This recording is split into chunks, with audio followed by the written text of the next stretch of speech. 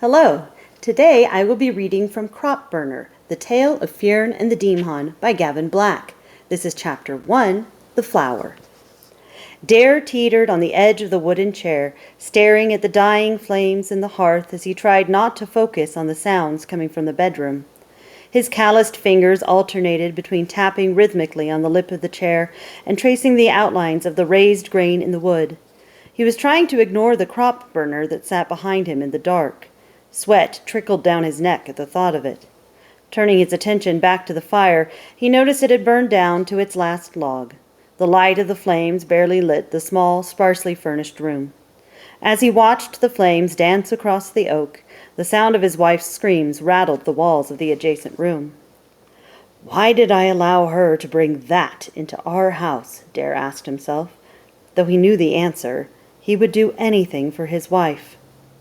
He reassured himself that there was no reason to worry. No child of his would be one of them. The cries of childbirth grew more pronounced. Getting up slowly, the chair creaking as his weight shifted, he moved to the pile of wood next to the hearth and carefully selected a log that would give enough fuel to stoke the fire, but conserve the dwindling fuel supply. It had been a harsh winter, and despite spring's approach, the cold still seeped into every nook and cranny at night. Dare had not been able to go out and get fresh wood the last few days. Needing to preserve what they had, he picked up and meticulously weighed the log in his hands, placed it in the hearth, and grabbed a long metal rod, prodding at the embers to help stoke the fire. He turned back to the table and looked up at the Ascenta seated across from him. The man had been there for most of the night. A thick winter cloak was draped over his shoulders and fastened around his neck with a thin metal chain. Under the hooded cloak, the man wore a fine woolen tunic with intricately embroidered golden hands clasped at the wrist over his left breast. The man's face was covered in shadow, just his lips could be seen. Dare surmised the man to be about his same age. To get his mind off of his wife's screams, he gave in and derided the man.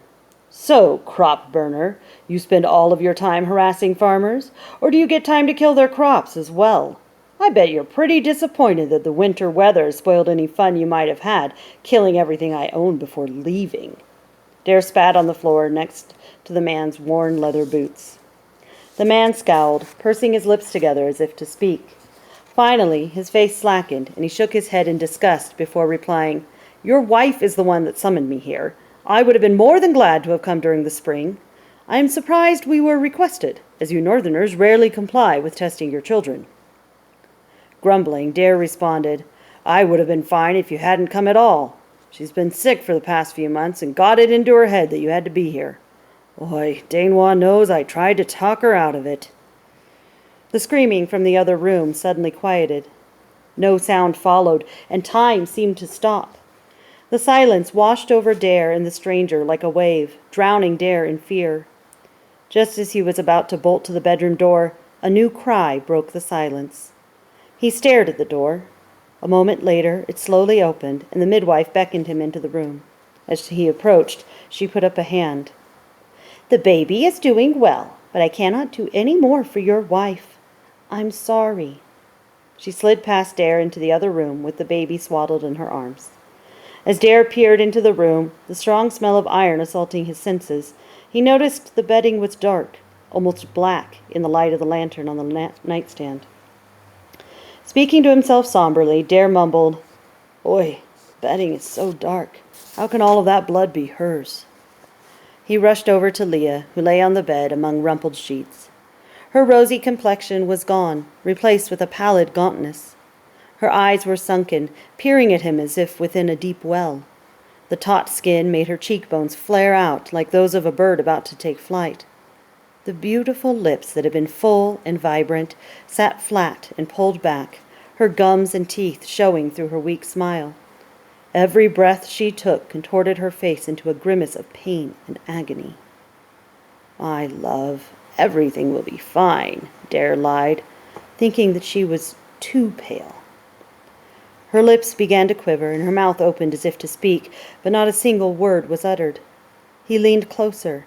She strained to whisper faintly, "Fearn. Name him Fearn." "Shh, be still, my love. Everything will be fine," Dare replied, trying to reassure himself as much as Leah. The weight of the world seemed to be crashing down on him. Sliding to the floor and putting his forehead to her icy hand, tears started to pour down Dare's cheeks. Her hand moved, reaching up to brush away his tears. Looking up at her through bleary eyes, he saw her smile, the same smile he remembered from their wedding day, as she said, "I do." After a moment, her eyes closed, and her pure face showed no more pain or sorrow. The hand that touched his face slowly fell away. "I will always love you. We will name him Fearn, after your father," Dare whispered. Pulling himself up, Dare leaned over Leah, his tears raining gently on her face as he kissed her one last time. Dare stumbled out of the room and slumped back into his chair. Laying his arms on the table, he buried his face and wept. "Oi, Deamhon, take me in her place. What have I done to deserve this?" A faint and muffled cry broke through Dare's sobbing. Sitting up suddenly, trying to wipe the tears from his face and wetness from his nose, Dare looked to the midwife. "Oh, Deamhon, the baby! How is the baby?" The midwife walked over and placed a hand gently on his shoulder. Glancing up into her face, he blathered, "Is it? No, I mean, the girl, the boy, doing all right? Everything fine? Oh dear, if it is a girl, I can't name her Fearn, but I made a promise." "The baby is fine, and it is a boy. Here." The midwife slowly lowered the baby into Dare's arms. The baby was strangely quiet except for a few soft whimpers. Dare asked, "Are babies supposed to be this quiet?"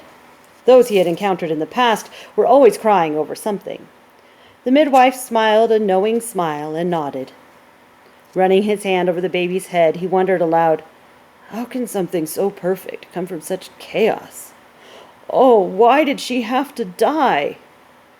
A gloved hand reached out and patted his arm. Looking up, he realized he had forgotten all about the crop burner.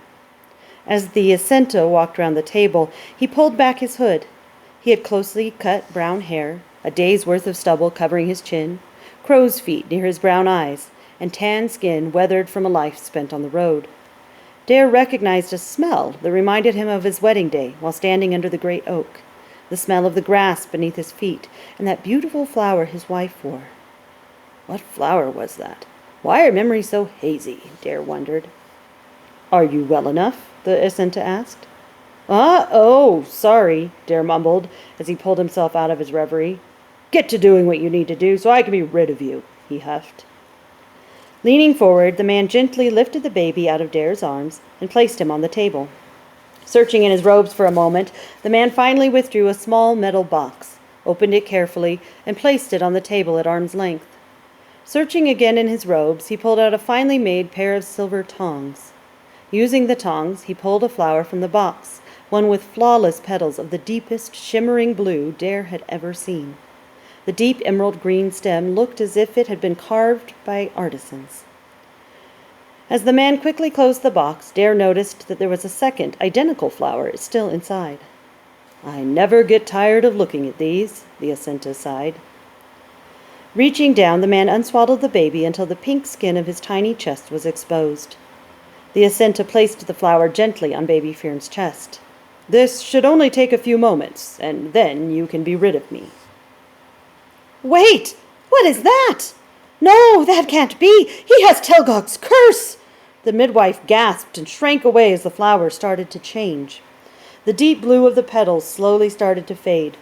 Black veins began to creep up around the petals, the green in the stem seeming to melt as the black hue boiled to the surface.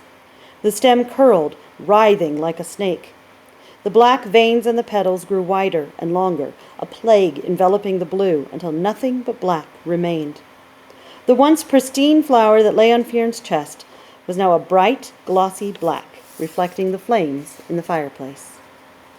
A loud crash echoed through the room as Dare desperately tried to back the chair away from the table and instead knocked it over, toppling to the ground himself. Dare continued backing away until he was against the wall. "Get that thing out of here!" Dare screamed. "I will not let this thing mock my wife's death or taint her father's name. It will not be living under this roof. I am a respectable farmer and will not have some Deamhon killing my crops." Fearn began to bellow. Rushing over, the midwife quickly swaddled him and pulled him up to her chest. Swaying back and forth to try to calm him, she looked to the Jacinta and said, "The baby is going to need to feed soon." The Jacinta pulled a heavy leather purse from his belt and held it out to her. "Take the boy to the closest wet nurse," he directed. He looked over at Dare, still flat against the far wall. "Better yet, arrange for the baby to be taken care of until it can be weaned off the tit, at which time the baby will be returned here." Dare started to stammer in protest, then stopped and looked back through the door to where Leah lay.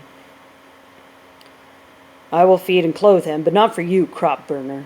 I'm doing this for my Leah," Dare insisted. Standing, he walked over to the chair that lay on the floor and picked it up, turned it to face the fire, and sat down. "Get out of here, both of you," Dare growled. "I've had enough for one night." The Jacinta glanced at the midwife. "You better get going. Oh, wait, though. I almost forgot. I need one more thing. Please, let me see the baby's shoulder." He reached into his robes, withdrew a small bottle, and pulled a knife from his belt. "I will need a sample from him so we can determine where his powers may lie." The midwife did as she was told. Grabbing the baby by his hand and pulling his arm straight, the Jacinta slowly carved a small square of skin from Fearn's shoulder and dropped it into the bottle. Fearn burst out crying again. The Jacinta pressed his hand over the wound and grabbed the midwife by the arm.